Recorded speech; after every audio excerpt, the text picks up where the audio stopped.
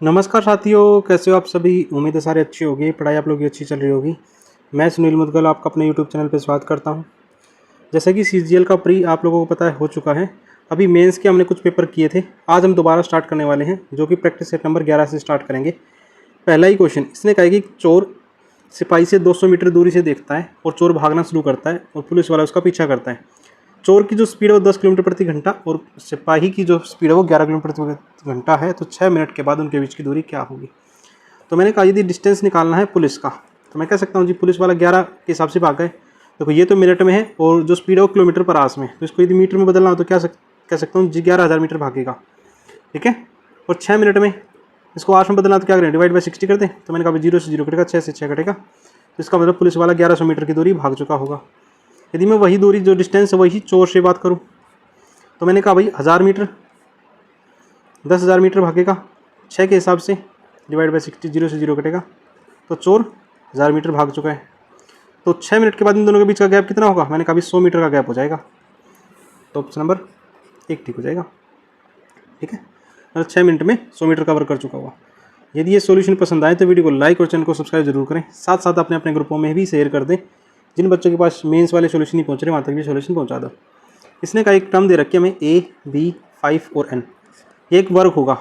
वर्ग की मैं बात करूं, जो ये नंबर है लास्ट में, ये कभी किसी न किसी का स्क्वायर होके आया होगा। तो आपको यदि 1 से 24 तक के स्क्वायर याद हैं, ये नंबर वहीं से पता कर सकते हो। मैंने कभी ऐसा कौन सा नंबर है जो 5 के साथ कॉम्बिनेशन बना के आता है, मैंने कभी 56 होता है। 56 किसका होता है, मैंने कभी 256 कहा जा सकता है आपको जी। ठीक है, इसका मतलब n की जगह क्या आया होगा, 6 आया होगा। तो मैं यहाँ क्या पूछ कर सकता हूँ, तो n के कितने मान संभव है, तो n का एक ही मान संभव है, वो क्या है 6। ठीक है, आंसर 6 नहीं है, इसके पॉसिबल मान पूछिए, पॉसिबल वैल्यू। क्वेश्चन नंबर 3 इसने कहा कि समीकरण में पुट करें तो संतुष्ट होगा। तो यदि मैं क्या करूं, पहले तो b की वैल्यू पुट कर दूं। यदि मैं b की वैल्यू 0 पुट करूं और 2 पुट करूं तो सेटिस्फाई होगा। मैंने कहा a square is equal to 0 + 1, तो 1 हो जाएगा, सेटिस्फाई हो जाएगा, क्योंकि 1 का स्क्वायर होता है। तो a की वैल्यू यहाँ से 1 आ जाएगी। और यदि मैं b की वैल्यू 2 पुट करूँ तो 8 + 1 तो 9 होगा। 9 को ले सकता हूँ 3 की पावर 2, पावर से पावर कटेगी, तो a की वैल्यू कितनी आ जाएगी 3। तो इसका मतलब सेटिस्फाई हो रहा है। ठीक है, इसी तरह यदि मैं a की वैल्यू पुट करना चाहूँ तो a की वैल्यू पुट कर सकते हो, 0 पुट कर सकते हो और 3 पुट कर सकते हो। ठीक है, तो यहाँ 0 पुट करेंगे तो b की क्यूब इज इक्वल टू 1 आएगा, तो 1 कैसे आएगा, माइनस का 1 आ जाएगा। इसी तरह a की वैल्यू 3 पुट करेंगे यहाँ पर, तो 3 की power 2 is equal to b की क्यूब प्लस में 1, तो 9 - 1 इज इक्वल टू b की क्यूब, जिसको लिख सकता हूँ 2। तो इसका मतलब 4 वैल्यू पॉसिबल है, ऑप्शन नंबर सी सेटिस्फाई करेगा। ठीक है, और यदि किसी को कोई क्वेश्चन समझ ना आए तो कमेंट सेक्शन में कमेंट कर सकते हैं। क्वेश्चन नंबर 4 इसने कहा एक पहिए के आगे 2 सेंटीमीटर ऊंचाई की ईंट रखी है। तो मैंने कहा एक पहिया गोल होता है, और यदि मैं एक ईंट की बात करूं तो इसके सामने एक ईंट रख देते हैं ऐसे करके, ये ईंट है। ठीक है ना, और जो ये ऊंचाई है ये इसने कितनी बताई है, 2 सेंटीमीटर की बताई है। और पहिए को जो स्पर्श करता है उसके बीच की दूरी कितनी है, ये वाली दूरी कितनी है, 8 सेंटीमीटर। और यदि मैं इसकी सेंटर से बात करूं तो सेंटर से ये क्या हो जाएगा, रेडियस हो जाएगा, जिसको मैं r यूनिट मान लूँ। और इसमें जो ये दूरी है, ये वाली दूरी है 2 है, तो ये बाकी कितनी बचेगी, मैंने कहा r - 2 यूनिट बचेगी, ये वाली डिस्टेंस। यदि मैं ईंट का ऊपरला सिरा मिला दूँ तो ये भी क्या हो जाएगा, r हो जाएगा। और यदि इस वाले डिस्टेंस को मिलाऊँ तो ये 8 हो जाएगा। ठीक है ना, तो ट्राइंगल बन गया। ट्राइंगल से निकाल देते, त्रिज्या निकल जाएगी।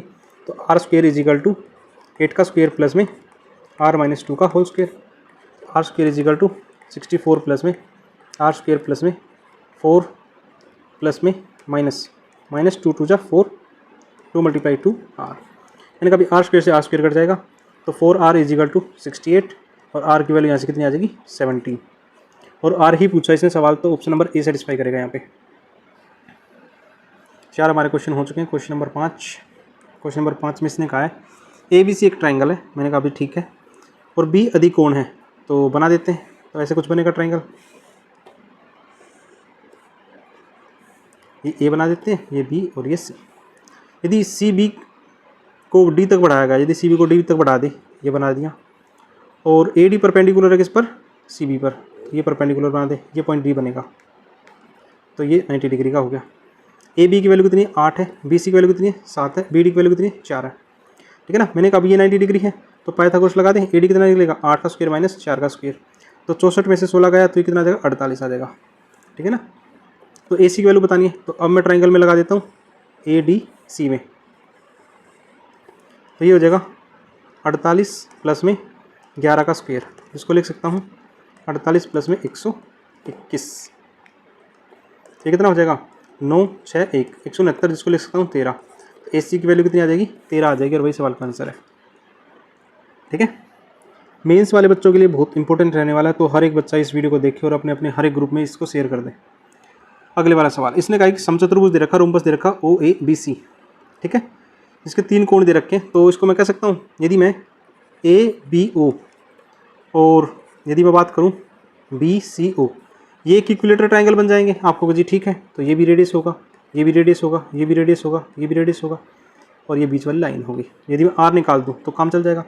तो मैंने कहा इसका एरिया क्या होगा, मैंने कहा √3/4 A²। लेकिन ऐसे कितने ट्राइंगल हैं, 2 ट्राइंगल, इसलिए 2 से मल्टीप्लाई कर दूँ, जो कि इक्वल होगा 32√3 के। तो √3 से √3 कटेगा, 2 से कितनी बार कटेगा 16 बार। ठीक है, A², तो A² कितना बनेगा 16 गुना 4, या लिख सकता हूँ 8 की पावर 2, पावर से पावर कटेगा, A = 8 होगा। A हमने क्या माना रेडियस, तो R की वैल्यू कितनी आ जाएगी 8 आ जाएगी। ऑप्शन नंबर D सेटिस्फाई करेगा यहाँ पे। ठीक है, क्वेश्चन नंबर 7। क्वेश्चन नंबर 7 में इसने कहा एक पिरामिड का आयतन क्या होगा यदि उसके समबाहु त्रिभुज जिसकी प्रत्येक भुजा 4 सेंटीमीटर, उसकी तिर्यक ऊंचाई 5 है। तो मैंने कहा यदि इसके वॉल्यूम की बात करूं तो वॉल्यूम क्या होगा, वॉल्यूम होगा area of base divide by 3 और मल्टीप्लाई हाइट। तो एरिया ऑफ बेस कितना होगा आपको जी √3/4। ठीक है, एरिया कैसा है आपको जी, एरिया समबाहु त्रिभुज ट्राइंगल है, और 1/3, और R कितना है, R कितना है मतलब जो उसकी साइड है वो 4 गुना 4। यदि मुझे हाइट और मिल जाए तो हाइट निकालने का फॉर्मूला क्या है, मैं कहूँ जी स्लांट हाइट = h² प्लस में A/3 और A का स्क्वायर। तो S की वैल्यू कितनी है 5 का स्क्वायर = h कितना है, h तो मुझे निकालना है h² प्लस में A की तादाद लिख रहा हूँ 16/3 कह सकता हूँ इसको आपको जी। ठीक है, तो इसको मैं कह सकता हूँ 25 - 16/3 = h², और यहाँ से h² कितना बनेगा 75 - 16/3, इसको लिख सकता हूँ 59/3, और h की वैल्यू यहाँ से कितनी मिलेगी √59/3। ठीक है, और वो मैं पुट कर देता हूँ √59/√3, तो √3 से √3 कट जाएगा और 4 से 4 कटेगा, तो रिजल्ट बचेगा 4/3 √59। ऑप्शन नंबर D सेटिस्फाई करेगा। ठीक है, उम्मीद आप लोगों को ये चीज़ें समझ पा रहे होंगे। 7 क्वेश्चन हमारे हो चुके हैं, और जिन बच्चों के सॉल्यूशन पसंद आ रहे हैं इस वीडियो को शेयर कर सकते हो। क्वेश्चन नंबर 8, इसने कहा कि 100 चीज़ों का औसत मूल्य 45 है, बाद में पता चला कि 16 को 61 पढ़ लिया गया, 43 को 34 पढ़ लिया गया, और 100 चीज़ों की जगह 90 थी। तो मैंने कहा भी 45 चीज़ों को यदि 100 के हिसाब से 100 चीज़ों को 45 के हिसाब से पढ़ेंगे तो 45 को पढ़ना चाहिए था आपको जी। ठीक है, लेकिन इसने कहा कि 16 को 61 पढ़ लिया तो ये माइनस कर देंगे, और 43 पढ़ना चाहिए था उसकी जगह 34 पढ़ लिया, तो ओवरऑल जो गलती है वो 36 की गलती हुई है। तो मैं कह सकता हूँ जी 4500 - 36, और जो चीज़ें हैं वो कितनी है आपको जी 90 होगी एग्जैक्ट। तो उसको कह सकता हूँ 4464 डिवाइड बाई 90, और 9 से काटेंगे, 9 चौक 36, बचेगा कितना 8, 9 9 81, 9 6 54, तो ये हो जाएगा जी 49.6। तो ऑप्शन नंबर 4 सेटिस्फाई करेगा। ठीक है, 4 क्रमिक अवलोकनों में एक बिंदु से क्षैतिज सीधी रेखा में उड़ने वाले पक्षी alpha beta gamma. Question number 9, 4 क्रमिक अवलोकनों में एक बिंदु से क्षैतिज सीधी रेखा से उड़ने वाले पक्षी के कोण अल्फा गामा बीटा लैम्डा समय के बराबर अंतराल लिया जा रहा है, तो पक्षी की गति एक समान है, तो साबित करें कि cot alpha minus cot lambda divide by cot beta minus cot gamma.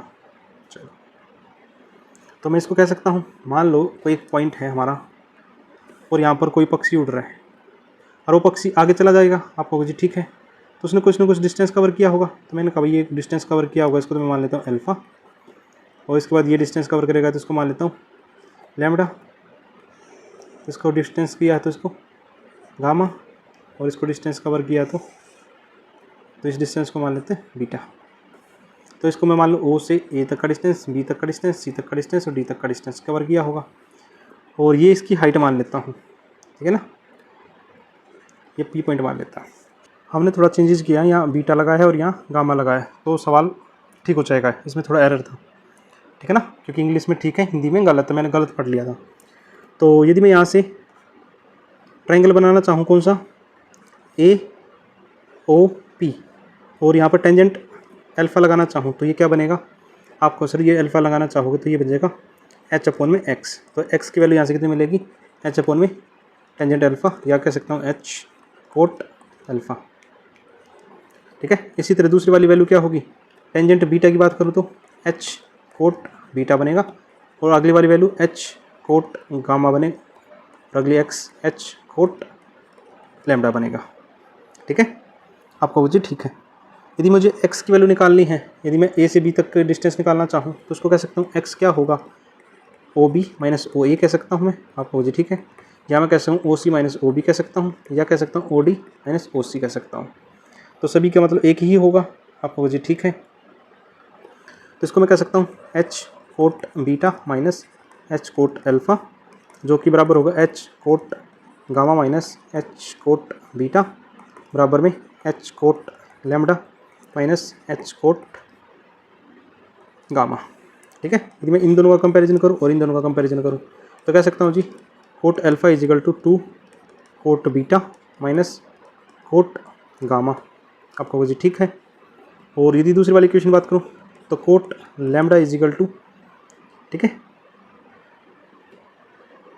ये हो जाएगा 2 cot gamma minus cot beta होगा। H से H कट जाएगा, H से मैंने H काट दिया सभी इक्वेशन में, आपको वो जी ठीक है।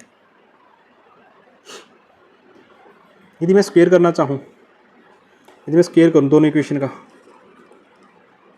तो ये बनेगा cot square alpha minus cot square lambda is equal to 4 cot square 4 cot beta cot gamma plus में cot square gamma minus 4 cot square gamma plus में 4 cot gamma cot beta minus cot square beta, ठीक है। तो यहाँ से यदि मैं बात करूँ तो कोट स्क्वायर बीटा में से यदि मैं कोट स्क्वायर बीटा घटा दूँ तो 3 कोट स्क्वायर बीटा, और माइनस कोट गामा की बात करूँ तो मैंने कहा भाई इस वाले डाटा से तो पूरा डाटा कटना ही है, तो इसको लिख सकता हूँ 3 कोट गामा हो गया गामा, 3 अंदर से कॉमन ले ले तो अंदर क्या बचेगा coat square beta minus cot square gamma, ठीक है। आपको वजह ठीक है। और हमसे पूछा क्या गया है, हमसे पूछा गया है कोट स्क्वायर अल्फ़ा अपॉन में कोट स्क्वायर, चलो इसको मैं लिख सकता हूँ। तो हमसे पूछा है cot square alpha minus cot square lambda upon में cot square beta minus cot square gamma. तो इसकी जगह मैं डायरेक्ट ये लिख सकता हूँ, तो 3 मैंने कॉमन ले लिया, तो कोट स्क्वायर बीटा माइनस में कोट स्क्वायर गामा अपॉन में cot square beta minus cot square gamma. तो इससे पूरा कट जाएगा, तो रिजल्ट कितना बचेगा 3। क्वेश्चन थोड़ा लेंथी था, उम्मीद है फिर भी आपको समझ में आ गया होगा। तो ऑप्शन नंबर 3 सेटिस्फाई करेगा। चलो लास्ट क्वेश्चन की तरफ पहुँचते हैं। Question number 10। क्वेश्चन नंबर 10 में इसने कहा 73 की क्यूब माइनस, इसको लिख सकता हूँ 73 की क्यूब प्लस में माइनस 40 की क्यूब, मैंने ब्रैकेट के अंदर डाल दिया माइनस को, प्लस में माइनस 33 का क्यूब। इसको मैं लिख सकता हूँ, देखो हमने फॉर्मूला पढ़ा होगा ए की क्यूब प्लस बी की क्यूब प्लस सी की क्यूब, जो कि इक्वल होता है ए बी सी के। तो इसको लिख सकता हूँ 3 multiply 73 multiply minus 40 multiply minus 33, तो माइनस माइनस प्लस हो जाएगा, ये कट जाएंगे आपस में। तो 3 की पावर 1 मल्टीप्लाई 73 की पावर 1, इसको लिख सकता हूँ 2 की पावर 3 मल्टीप्लाई 5 की पावर 1, और 3 की पावर 1 मल्टीप्लाई 11, और तो इसको लिख सकता हूँ 3 की पावर 2 मल्टीप्लाई 2 की पावर 3 मल्टीप्लाई 5 की पावर 1, 11 की पावर 1 और 73 की पावर 1।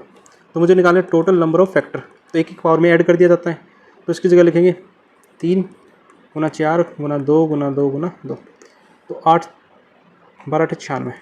तो टोटल नंबर ऑफ फैक्टर कितने हो जाएंगे 96 हो जाएंगे, ऑप्शन नंबर बी। आपने यहाँ तक वीडियो देखी उसके लिए थैंक यू।